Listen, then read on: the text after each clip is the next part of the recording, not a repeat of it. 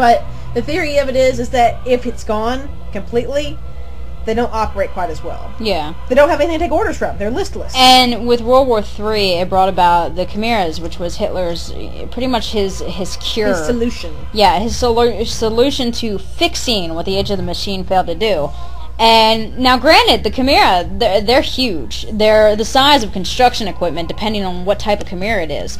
And they still have machine parts, but on the majority, they're mortal. Granted, because they're mortal, they can't take as many hits as a machine possibly could.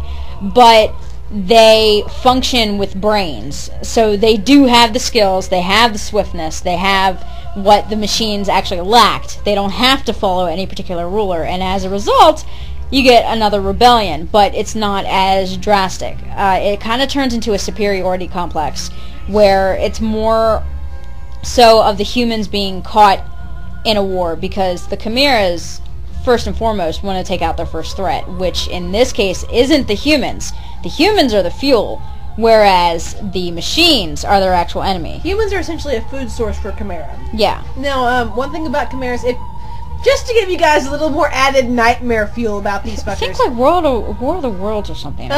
Just a little more added nightmare fuel for them, though, is the final solution, Hitler's final solution, the concept of the Jews causing all this mess and the Jews, the Holocaust. Okay, I'm going to get this out of the way right now. We're kind of Holocaust buffs, which sounds terrible. It sounds terrible to state it. Oh, but yeah.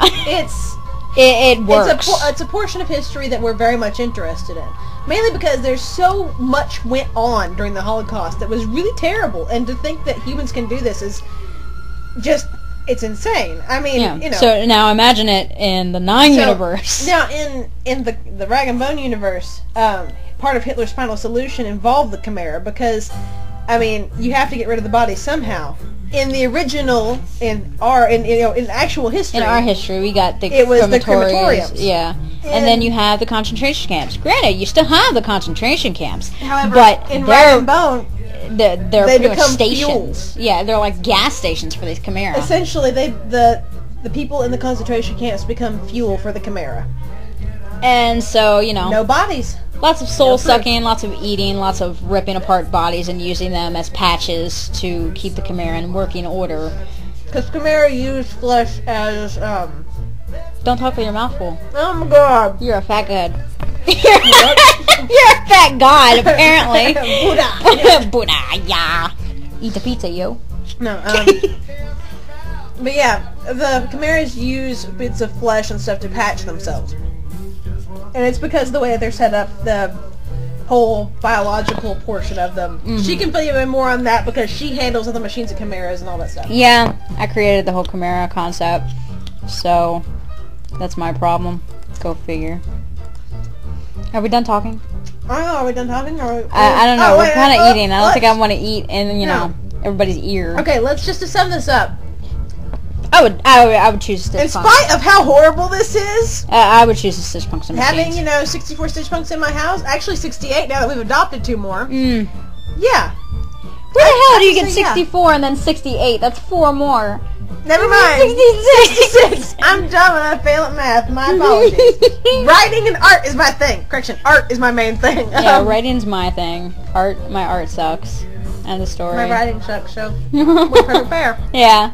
But, I mean, I'd choose the stitchpunks. I mean, hell, are you kidding me? We can't go a single day without thinking, 50,000 times over about all the characters. Without mentioning these guys, not role-playing these guys, without, and we're lesbians. We can't really have kids. We could adopt, but why adopt when you got stitchpunks, huh? Yeah, when you got 64 little guys running around the house. Yay! And you can't treat them. You can't treat them as kids. I mean, they're all adults except for Poe. Poe's a kid, and so are 3 and 4. But the rest of them are all adults, and they're gonna do whatever the hell they want to do. It kind of be like having 64 itty bitty as our cat. We have to reinstate the birdcage threat. Oh my God, we should. Throwing Lewis in a birdcage whenever he does something wrong, or any of the other ones. God, Ian's crew would break the fucking birdcage. They would. No, I see Vic. He would just use his shoes and just start walking up the side. Of course he would. It's Vic. It is. So are we done? I think we're done. I think we're done. Okay. More questions! More questions! Yay! Bring on the questions! Anyway. Say bye. Bye! Bye!